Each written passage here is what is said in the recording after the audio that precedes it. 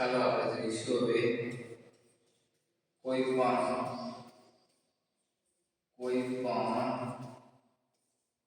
ત્રણ સંખ્યા માટે વર્તક. પહેલા જ વાત કરી છે 106. તો અહીં 1 2 3 બે અંકમાં સંખ્યા હોવી જોઈએ. બે અંકમાં તો 6 નો વર્ગ 36 આ રીતનું દેવાનું છે. 1 નો વર્ગ 1 અને 6 ગુણ્યા 2 એટલે કે 6 દુ 12. જવાબ છે 1 12 36. આ રીતનો આખેનો જવાબ થાય છે. આગળ વાત કરીએ હવે આપણે 104 ની વાત કરીએ. 104 નો વર્ગ લઈએ આપણે. 104 નો વર્ગ લઈએ એની અંદર અહીં બે સંખ્યા લેવાની છે. યાદ રાખજો અહીં બે સંખ્યામાં આવશે 4 નો વર્ગ. 4 નો વર્ગ કેટલો થઈ જાય 16 થાય છે. અને 1 નો વર્ગ 1 થાય છે. 4 ગુણ્યા 2 એટલે 8 થઈ જાય છે. જો એના પછી શું કરવાનું છે 1 ગુણ્યા 4 ગુણ્યા 2 આ રીતનું કરવાનું છે. 1 4 4 4 દુ 8 તો આ રીતનું 8 થાય છે. અહીં પણ અહીં બી આ રીતનું થાય છે 1 ગુણ્યા 6 ગુણ્યા 2 બરાબર 6 દુ 12 થઈ જાય છે. તો આગળ વાત કરીએ આપણે 116 ની વાત કરીએ. 116 નો વર્ગ. જો પહેલા બે ડિજિટમાં હંમેશા સંખ્યા હોવી જ જોઈએ.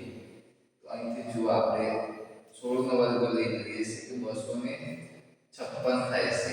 યાદ રાખજો 256 થાય છે. 1 નો વર્ગ 1 થાય છે. 16 દુ 32 થાય. અહીં ધ્યાન રાખજો 32 થાય છે. 32 થાય છે.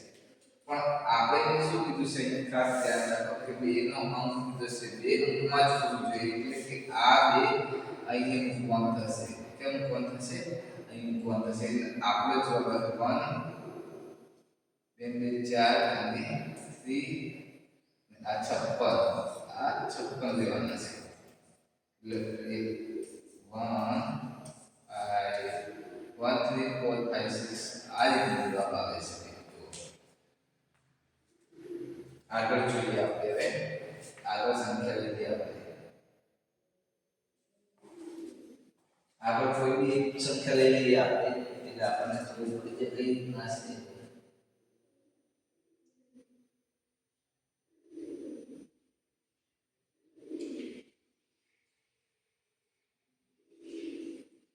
ગમે તમારે જે એવી હોય તમારે લઈશું સંખ્યા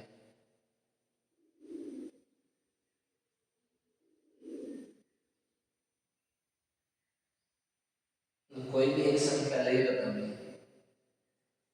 ગમે તમારે જે હોય તમે લઈ શકો છો. આમાં આપણે લઈ લઈએ 208 208 નો વર્ગ 208 નો વર્ગ 218 લઈ લઈએ આપણે.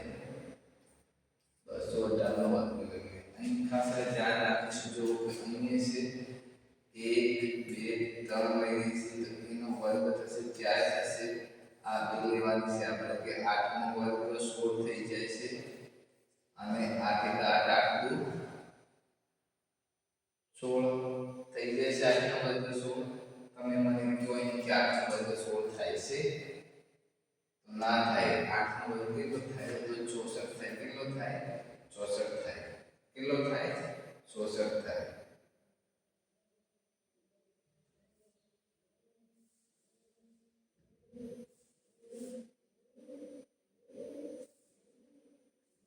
આઠનો વર્ગ કેટલો થશે 64 થશે.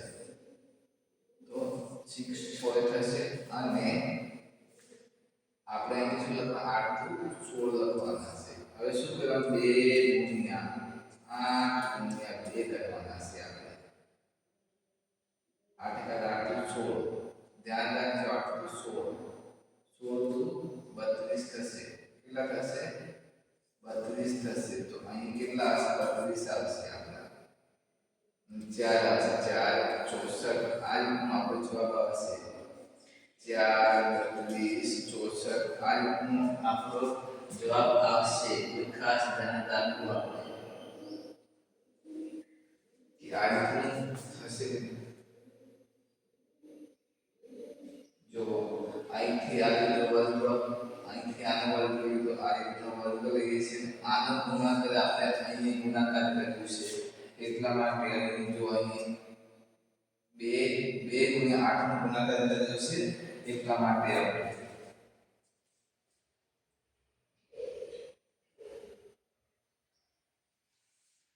આગળની વાત કરીએ. આપણે હવે આગળ 218 ની વાત કરીએ. 218 ને આપણે કઈ રીતના લખીશું તો જુઓ 18 નો વર્ગ થશે. 18 નો વર્ગ કેટલો થશે? મને જરા કે 18 નો વર્ગ કેટલો થશે? 324 થાય. જુઓ પણ હું અહીંયા લખું તો આમાં 24 લખું છું. યાદ રાખો 324 થાય છે પણ આપણે બે ડિજિટમાં લેવાની છે એટલા માટે. અને 2 નો વર્ગ 4 થઈ જાય. કેટલો થઈ જાય? 4 થઈ જાય. 2 નો વર્ગ કેટલો થાય? 4 થાય. અને 18 દુ 36 થઈ જાય. તો યાદ રાખજો એને 36 થઈ જશે. કેટલા થશે? 36 થઈ જશે. અહીં તો અહીં તમારે મને સરવાળો કરીને કયો અહીં કેટલો જવાબ આવે છે. જો આ તો એમના એમ બરાબર ને. જો તો અહીં 2 ગુણ્યા 18 ગુણ્યા 2 કરીને મને કયો તમે જવાબ આપો.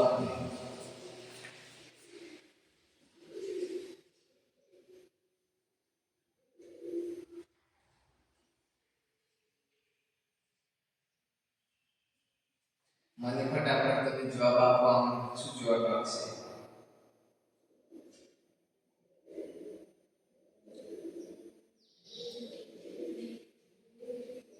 2 ગુણ્યા 18 ને 2 કરવાના છે તમારે.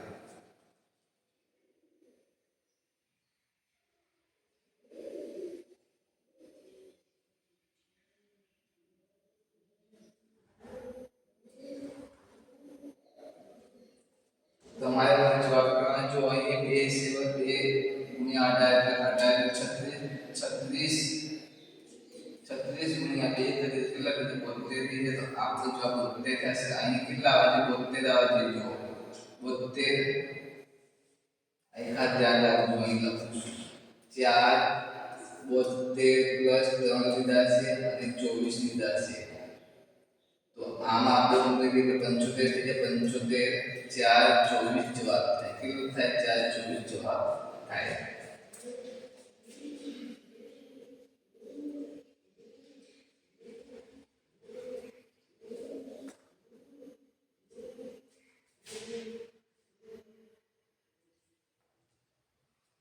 આગળ આપણે એક વાત કરીશું હવે કે જ્યારે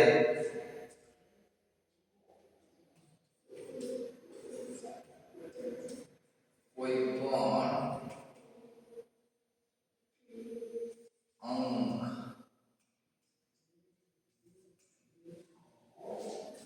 સંખ્યા એક હોય, સંખ્યા એક આપેલ હોય ત્યારે વર્ગ ત્યારે વર્ગ કઈ રીતે કાઢવું? તો એ જોઈએ. જો 11 નો વર્ગ આપેલો હોય તો 121 થાય. તો 111 આપેલા હોય આપણને, ધ્યાન રાખજો 111 આપેલા હોય તો આપણે શું કરવાનું? 1 2 3. તો આપણે શું કરવાનું છે? મને કયો જરા જો 101 2 3 આ રીતના લખવાનું. એના પછી અહીંથી શું કરવાનું? રિટર્ન થઈ જવાનું. ફરી પાછું વળી જવાનું. 2 1 કરવાના. હવે જો આગળ 1 2 3 4 બરાબર. હું અહીં 1 2 3 4 થઈ ગયા. તો અહીંથી મારે રિટર્ન થઈ જવાનું. ફરી પાછું કરી જવાનું. 3 2 1 અહીં જો 1 2 3 4 5 આનો વર્ગ લેવો હોય આ રીતના જો એક બે ત્રણ ચાર પાંચ એક બે ત્રણ ચાર પાંચ અહીંથી પાછું વળી દેવાનું ચાર ત્રણ બે એક આવી રીતના આપણે વાંચીશું જુઓ છ નું લઈએ એક બે ત્રણ ચાર પાંચ છ નો વર્ગ લઈએ તો એ જુઓ એક બે ત્રણ ચાર પાંચ છ છ થી પાછું વળી જાય પાંચ થઈ જજો પાંચ ચાર ત્રણ બે એક આ રીતના છ માંથી આવે છે આ રીતે તમે બધું જવાબ આપો તે આપણને આ થાય છે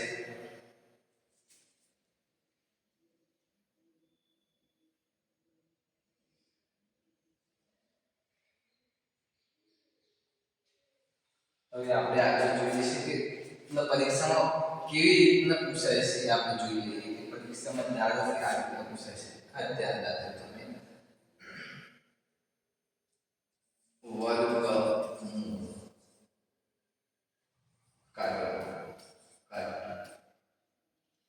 વર્ગમૂળ કાઢો બરાબર તો અહીં જો 49 આપેલા છે ધારો કે આપણે અહીં શું આપવાનું છે 49 આપેલા છે 49 આપેલા છે તો એનું વર્ગમૂળ કાઢવાનું કેસ બરાબર કેટલા આવશે આ રીતનું જો 7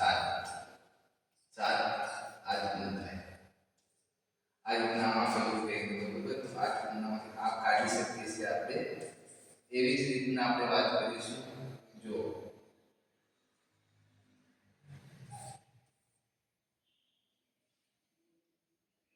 36 નું કીધું હોય તો તે ના આવે જો કે 6 આવે હવે 25 નું કીધું હોય આપણને 25 નું વર્ગમૂળ કાઢો એમ બરાબર ને આ રીતનું 25 નું તો 25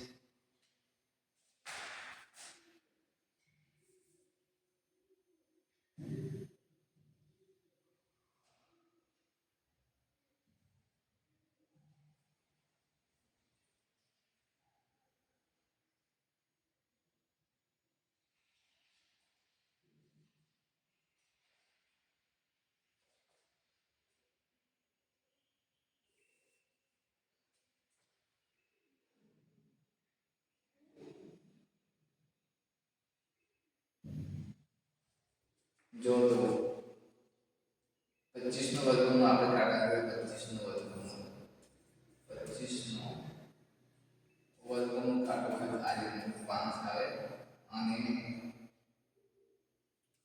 64 નો વર્ગમૂળ કાઢવું તો આ રીતનું થાય છે 8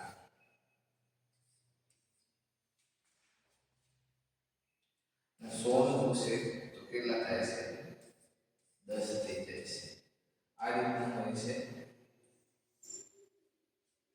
અને 121 પૂછે છે 121 નો વર્ગમૂળ કોનું હોય તો 11 નો હોય 144 કોનું હોય તો 12 નો હોય 169 169 પૂછે તમને તો 13 આવે અને 225 પૂછે તમને શું આવશે 225 નું શું આવશે મને કયો 15 આવશે શું આવશે 15 આવશે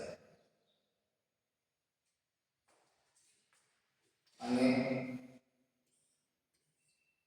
256 પૂછે 256 એટલે 16 થશે 282 17 થશે 324 18 થશે 325 આવશે મને કયો બોલો 325 આવશે તો વર્ગમૂળ ના નીકળે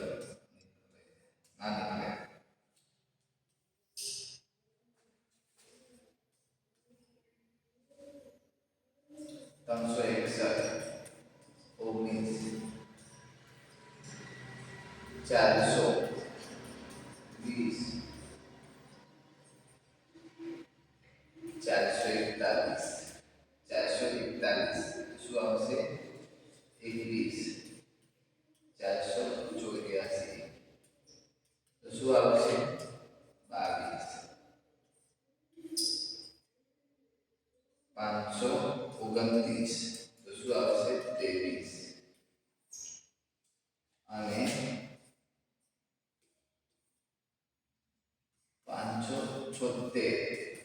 આવશે